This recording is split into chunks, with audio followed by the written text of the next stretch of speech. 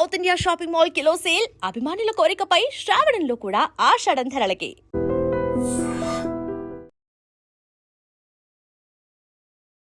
నమస్కారం, welcome to I dream. ధర్మ మార్గం విత్ విజిత కార్యక్రమానికి స్వాగతం.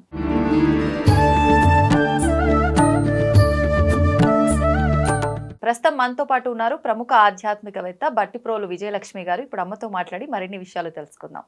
అమ్మ నమస్కారం. నమస్కారం విజిత. అమ్మ, హయగ్రీవ జయంతి. మనకు ఈ హయగ్రీవ జయంతి రోజు మనం హయగ్రీవ స్వామిని కనుక ఆరాధిస్తే పిల్లలు వృద్ధిలోకి వస్తారు, వాళ్ళకు బుద్ధి మాంద్యం ఏదైనా ఉంటే అది తొలగిపోతుంది అని చెప్పి అంటూ ఉంటారు. నిజంగా అంటే ఎటువంటి ఆరాధన చేయాలి హయగ్రీవ స్వామికి ప్రత్యేకించి ఆ రోజున? హయగ్రీవుడు అంటంగానే ఆయన హయము తలగా కలిగినవాడు. అంటే గుర్రపు తలలో దేహమంతా మానవ దేహంలాగా ఉంటే తల మాత్రం గుర్రపు తలలాగా ఉంటుంది.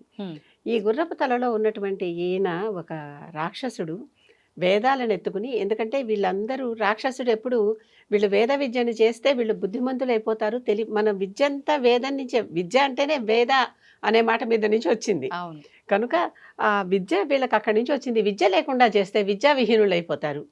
అప్పుడు మనం వీళ్ళతో ఏం చేసినా బుద్ధి ఉండదుగా, ఏం చేసినా చెల్లిపోతుంది అని ఒక రాక్షసుడు దానిని ఎత్తుకుని పారిపోయాడు. అప్పుడు ఈయన ఆ రాక్షసుడిని వెంటబడి అది తీసుకొని వచ్చి ఆ వేదాలని తిరిగి బ్రహ్మకు అందించాడు కనుక వేదాలని రక్షించినటువంటి, అంటే విద్యని రక్షించినటువంటి వాడు కనుక ఈయనని ధ్యానిస్తే చక్కగా అందరికీ బుద్ధి, తెలివితేటలు, విద్య అన్ని వస్తాయి అని పేరు. అందుకని ఇప్పుడు హయగ్రీవుడు అంటే విష్ణుమూర్తి మరొక రూపమేనమ్మా? విష్ణుమూర్తి. దీనికి ఒక అసలు ఈయన ఎలా హయగ్రీవుడు ఎలా అయ్యాడు, విష్ణుమూర్తికి ఉన్నటువంటి గుర్రంతలు ఎలా వచ్చింది అంటే దానికి ఒక కథ ఉంది. అప్పుడే యుద్ధం చేసి మధుకైటబుల్ని చంపేసి అలిసిపోయి అక్కడ ఒక చోట కూర్చొని ఎక్కడ తల పెట్టుకోవటం, తల ఎక్కడ ఆనించుకోవాలి, తన ధనస్సు మీదే తన తల ఆనించి ఇలా కూర్చొని నిద్రపోతున్నాడు. ఆయన శార్గం అంటారు ఆయన ధనుస్సుని. ఆ శార్గం మీద తల పెట్టుకుని నిద్రపోతున్నాడు.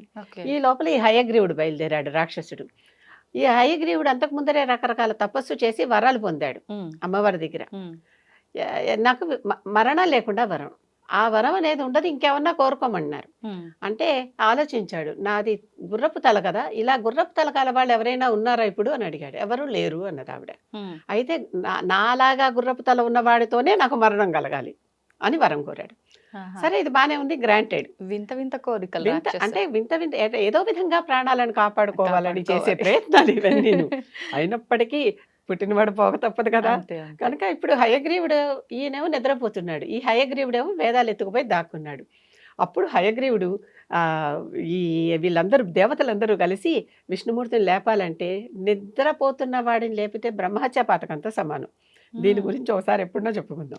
నిద్రపోతున్న వాడిని లేపకూడదు, అంత గాఢ నిద్ర. అందుకనే పక్కన ఏదో విధిగా సౌండ్ చేయటము, నెమ్మదిగా తట్టి లేపటము, ఏదో అలాంటివి చేయాలి కానీ గబగబా లేపకూడదు. లేపకపోతే అసురుడేమో లేనిపోని అనర్థం తెచ్చిపెట్టాడు. ఇప్పుడు లేపాలంటే ఏం చేయాలి అందరూ ఆలోచించుకుని బ్రహ్మ ఒక చిన్న చెదపురుగుని సృష్టించాడు. చెదపురుగు లాంటిది వమ్రి అంటారు. ఒక వమ్రిని సృష్టించాడు. ఈ వమ్రిని అందరూ కలిసి నువ్వు పోయి ఆ అల్లెతాడు కొరకు, డిస్టర్బ్ అవుతుంది కదా ప్లేస్, లేస్తాడు ఆయన అన్నారు. అప్పుడు వమ్మిరి అడిగింది, లేపితే పాపం కదా, మరి ఇంత పాపం నేను అందరి కోసం చేస్తున్నా, నాకేదైనా ప్రతిఫలం ఉందా అని అడిగింది. ఎప్పుడైనా ఎవరైనా సరే ఏదన్నా హోమంలో ఏదన్నా వేసినటువంటి దాంట్లో పక్కన పడిపోయిన పదార్థాలన్నీ నీవి అని వరం ఇచ్చారు. అందుకే మొన్న నూనె దీపంలో ఒత్తి వాడుకోకూడదు, హుతమైంది సగం అన్నాం. సగం హుతమైంది వమ్రి పాలు, మన పాలు కాదు. దీపంలో కూడా అది కూడా మనం చక్కగా ఆజ్యం పోసి ఒక దీపం వేసి ఒక ఒత్తి వెలిగించాం. అన్ని కూడా కనుక కుందిని వాడుకోవచ్చు కానీ కావాలంటే తుడిచేసి ఒత్తి వాడకూడదు. ఇదే కారణం. అది వమ్రిది, అది దాని పాలు. మళ్ళీ దాని నుంచి మనం లాక్కోవటం ఏంటి, కనుక అది పడేయాల్సిందే ఆ దాని పాలు. అదే ఈ వరం ఇచ్చాక అది వెళ్ళి కొరికింది. కొరికినప్పుడు అప్పటిదాకా మంచి టెన్షన్ తో ఉన్న ఈ అల్లెతాడు ఒక్కసారి వెళ్ళి విష్ణువు తల ఎగిరిపోయింది. విష్ణువుకి తల లేదు.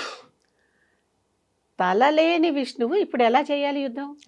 అందరూ కలిసి బెంబేలు ఎత్తిపోయారు. అప్పుడు లలిత అమ్మవారిని దేవతలందరూ స్తుతిస్తే ఆవిడొచ్చి ఒక చోట గుర్రపు తల దొరుకుతుంది, దాన్ని ఆ గుర్రాన్ని చంపండి, ఆ గుర్రం కూడా పుణ్యలోకాలకు వెళ్ళిపోతుంది, ఈ కారణం చేసి చంపారు కనుక ఆ తల తెచ్చి అతకండి. హయగ్రీవుడితోనే చంపబడతాడు. హయగ్రీవుడు అనే రాక్షసుడిని హయగ్రీవుడైన విష్ణువు చంపాడు అనమాట. అప్పుడు అలా చంపుతారు అని అసలు తల ఎగిరిపోవటం ఏంటి విష్ణుమూర్తికి, ఇదంతా కొత్తగా ఉంది అంటే అది మళ్ళీ లక్ష్మీదేవి ఒకసారి శాపం పెట్టిందట భర్తకి. ఈ విష్ణుమూర్తి ఎందుకో లక్ష్మీదేవిని చూసి నవ్వాడు. ఆవిడకి ఇక్కడ ఏదో అంటింది, చూసి నవ్వాడు. నన్ను చూసి నవ్వుతున్నాడు, ఇంకెవరితో ఈయనకి ఏదో పరిచయం ఏర్పడింది, ఎక్స్ట్రా మ్యారిటల్ దగ్గర కూడా తప్పలేదా ఇది? కూడా ఏర్పడింది, నాకు సవితి పోరు కంటే ఈయన తల ఎగిరిపోతే నయం కదా అని తిట్టింది, అంటే శాపం పెట్టిందట. ఓ, అంటే స్త్రీలు సవితి పోరు తట్టుకోరు, కావాలంటే భర్త పోయినా సరే అనేది అక్కడ కనిపిస్తుంది మనకి అవును భాగవతంలో. అది అయిపోయాక అది మరి ఎప్పుడప్పుడు అనుభవించాలి కదా. ఈ సందర్భంగా తల పోయింది, మళ్ళీ గుర్రపు తల తెచ్చి అతికారు. ఇతను ఈ రెండు రకాల పర్పస్లని ఉద్దేశించి ఒక్కదాని వెనకాల ఎన్నో కారణాలు ఉంటాయి. అవును, ఒక్కదాని వెనకాల ఒక కారణం కాదు. కనుక ఇది మళ్ళీ ఈ హయగ్రీవుడైన విష్ణువు హయగ్రీవుడైన రాక్షసుణ్ణి చంపి వెళ్ళి ఆ వేదాలు తీసుకొచ్చి బ్రహ్మకిచ్చి, బ్రహ్మ తర్వాత మళ్ళీ వేద విద్య అన్ని చోట్ల పరిఢ వెళ్ళింది. ఈ రకంగా ఇదంతా జరిగాక మళ్ళీ తర్వాత అమ్మవారి దయతో విష్ణువుకి తన తల మళ్ళీ తనకు వచ్చేసింది. హయగ్రీవం అవసరం లేదు, గుర్రం చంపేశాడు కదా, గుర్రం తల అవసరం లేదు కనుక మళ్ళీ తన విష్ణువు తల తనకు వచ్చేసింది. ఆ విధంగా హయగ్రీవుడు వచ్చాడు. ఇప్పుడు హయగ్రీవుడు వేదాలను కదా రక్షించింది, అవును, వేదాలను కదా వెనక్కి పట్టుకొచ్చింది. అటువంటి హయగ్రీవుడిని ఆరాధిస్తే అందరికి విద్య బాగా వస్తుంది, చదువు బాగా వస్తుంది. కానీ అమ్మ, ఇప్పుడు హయగ్రీవ స్వామి వారికి సంబంధించిన చిత్రపటాలు అయితే చాలా రేర్, అంటే ఎవరు కూడా ఇంట్లో పెట్టుకున్నట్టుగా మనం చూడం. మామూలుగా వెంకటేశ్వర స్వామిది ఇలా ఉంటూ ఉంటాయి. అలా పూజ చేసిన సరే వెంకటనాయక అని వెంకటేశ్వర స్వామికి ఎక్కువ డిమాండ్ పెరిగిపోయింది, పాపులారిటీ పెరిగిపోయింది అంతే. లక్ష్మీ హయగ్రీవుడు పెట్టుకుంటారు. లక్ష్మీదేవికి బాధ వేసింది భర్తీలు అయిపోయాడని, వెంటనే వచ్చి తొడమే కూర్చుంది. హయగ్రీవుడు అయినా అవుతుంది చిత్రపటం పటం ఇద్దరు కలిసే ఉంటారు, లక్ష్మీ హయగ్రీవులే కలిసి ఉంటారు. మన హైదరాబాద్ లో కూడా ఆలయాలు ఉన్నాయి. పరకాల మఠం అని ఒక మఠం ఉంది, అది మధ్వాచార సంప్రదాయం అనుకుంటా. వాళ్ళు లక్ష్మీ హయగ్రీవుడిని ధ్యానిస్తారు. వాళ్ళకి మెయిన్ డైటీ ఆయనే. హయగ్రీవ ఆలయం ఉంది సంవేర్ సైనిక్పురి దగ్గర ఒక చోట ఉంది, చాలా పెద్ద మఠం అది.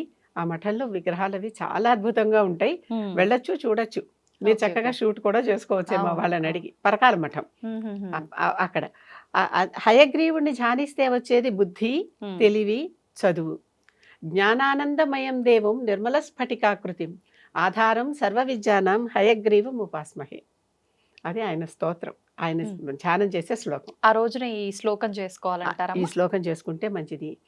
అన్ని గాయత్రులతో పాటు హయగ్రీవ గాయత్రి కూడా ఉంది, అది కూడా చదువుకున్నా మంచిది. చక్కగా ఎప్పటికప్పుడు ఆ వేదాల్ని రక్షించినటువంటి హయగ్రీవుణ్ణి తలుచుకుంటే మనకు కూడా వేదాన్నించే విద్య అనే ధాతువు విద్య వచ్చిందని చెప్పాను కదా, విద్య అలవడుతుంది.